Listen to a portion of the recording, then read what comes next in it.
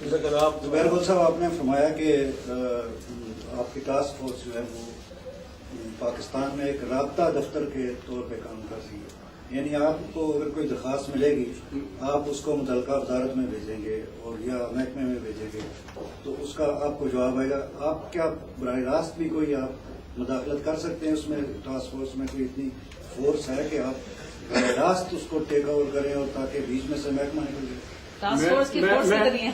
میں آپ کو بتاؤں کہ جو چیف منسٹر کی ٹاسک فورس ہے نا، یہ ایکول ٹو منسٹر ہے، تو اس میں مجھے کسی منسٹری کو بھیجنے کی کوئی اس کی ضرورت نہیں. میں ڈائریکٹ جو بھی میرے پاس اپلیکیشن آتی ہے جس بھی ضلع سے ہو پنجاب کے، اس میں یا تو جوڈیشری کے حوالے سے آتی ہے یا کوئی ڈیولپمنٹ کے حوالے سے. تو ڈیولپمنٹ کا جو اپنا یہ ادارہ ہے اس کو ڈی سی او جو ہے وہ ہیڈ کرتا ہے، اور اگر جوڈیشری کے کوئی پولیس کے معاملات مقدمات کے حوالے سے تو اس کو D P O D I G level کا، S S P D I G level کا، اس ڈسٹرکٹ کا جو ہیڈ ہوتا ہے میں اس سے رابطہ کرتا ہوں، ان کو لکھتا ہوں، ڈائریکٹ لکھتا ہوں، اور ڈائریکٹ انشاءاللہ تعالی ہمیں رپورٹ آتی ہے. ود ان 10 days میں اس کی رپورٹ مانگتا ہوں، تو اس کا سارا میں 4 week کے بعد شہباز شریف صاحب کو میں اس کے اوپر بریفنگ دیتا ہوں کہ کون سے کیسز حل ہو رہے ہیں اور کس میں رکاوٹ آ رہی ہے.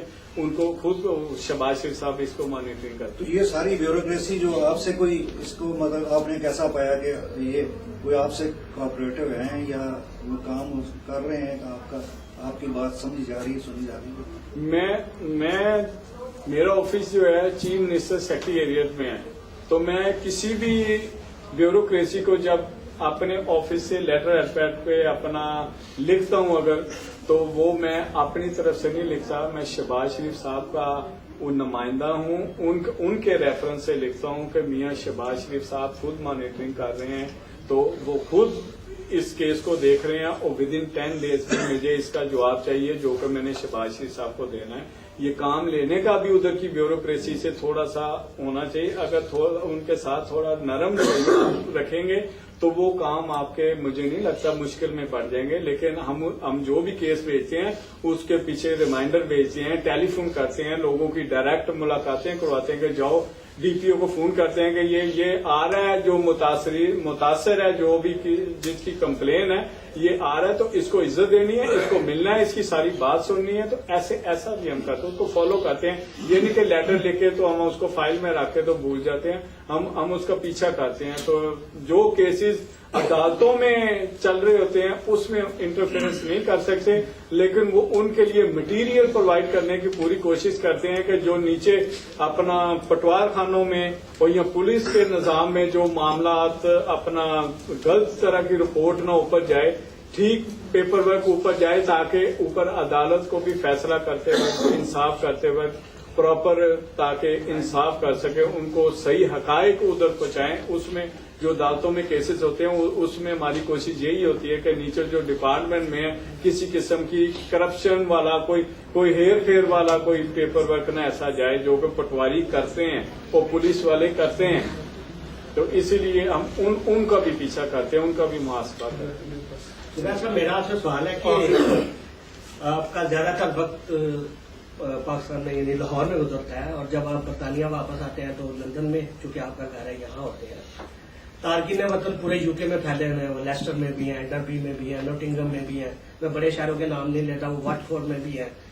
تو آپ نے کوئی ایسا میکینزم سوچا ہے کہ یہ جو تارکین وطن جن کے جنرل مسائل ہوں وہ آپ کو کس طرح اپروچ کر سکتے ہیں؟ اس کے لیے کم از کم اگر میں ایک جرنلسٹ ہوں، میں تو کسی سے شاید نمبر لے کے آپ سے بات کر سکتا ہوں، عوام کس طرح آپ سے رابطہ کر سکتا ہوں؟ میں اس کے لیے تقریباً برطانیہ کے بڑے شہروں میں سب جگہ پہ سرجری کی ہیں، رودرم، اپنا ادھر derby, Sheffield, Nottingham, Manchester, London, Birmingham, میں ان سب جگہ پہ گیا ہوں. اور انشاءاللہ تعالیٰ آپ بھی میں آئے ہوں، جب بھی میں آتا ہوں تب میں کوشش میری یہی ہوتی ہے کہ میں دوسرے شہروں میں جاؤں اور اخباروں کے تھرو بھی ان کو میسج دلاؤں، ٹی وی کے تھرو بھی ان کو میسج دلاؤں. ایسے میری جو ہر شہر میں جو میری برانچیز ہیں وہ برانچیں بھی اپنے اپنے کمیونٹی سینٹروں میں ان کو بھی میں نے کہا जाएं, मस्जिदों में जाएं, उधर अपने राब्ते नंबर दें, उधर लोगों को बताएं कि किसी किस्म का कोई पंजाब के अंदर कोई मसला। लेकिन मैं आपको ये बताता चलूं कि आप पाकिस्तान में अगर आएं तो आप ऑफिस का विजिट जरूर करें, जो कि आप लोगों के लिए आप उधर देखेंगे कि ओवरसीज पाकिस्तानियों का ये हालात है कि मेरे पास उधर ऑफिस में बैठने के लिए कम से कम कोई 15-16 सीट्स हैं, तो मेरे पास सीटें कम पड़ जाती हैं। आप देखेंगे कि आपको उधर ऐसे ही लगेगा कि जैसे आप बरतानिया में हर बंदा कोई मैनचेस्टर से, कोई बर्मिंघम से, कोई लंदन से, सारे लोग उधर मौजूद होते हैं।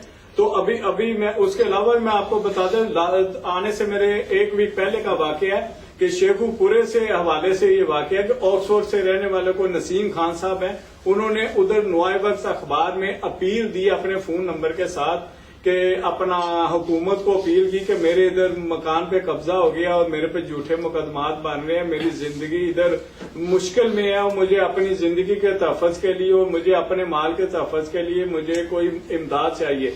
तो मुझे किसी दोस्त ने अपना फोन किया, उन्होंने कहा कि तेरा ब्रिटिश सिटीजन ऐसे अखबार में लगा। मैंने कहा फौरन उसको फोन नंबर दे। मैंने फोन किया, उस आदमी की वाइफ मेरे पास ऑफिस में आई, उसने बताया कि मेरे हस्बैंड को 35 लाख के झूठे अपना चेक के फ्रॉड में उन्होंने जेल में डाल दिए, उधर थाने में रखा हुआ है। तो इस वक्त बड़ी मुश्किल में मैंने फौरन डीपीओ शेखुपुरे से बात की। मैंने कहा ये मसला है, तो इसको मेरिट के ऊपर फौरन ये लेडीज आ रही है आपके पास, तो इनकी बात सुनो, तो किसी किस्म की ऐसी झूठी कोई कार्रवाई नहीं करनी। तो अल्लाह की मेहरबानी से दूसरे दिन ही उसका हस्बैंड को वो पर्चे से मैंने डिस्चार्ज करवाया और उनका कब्जा छुड़वाया।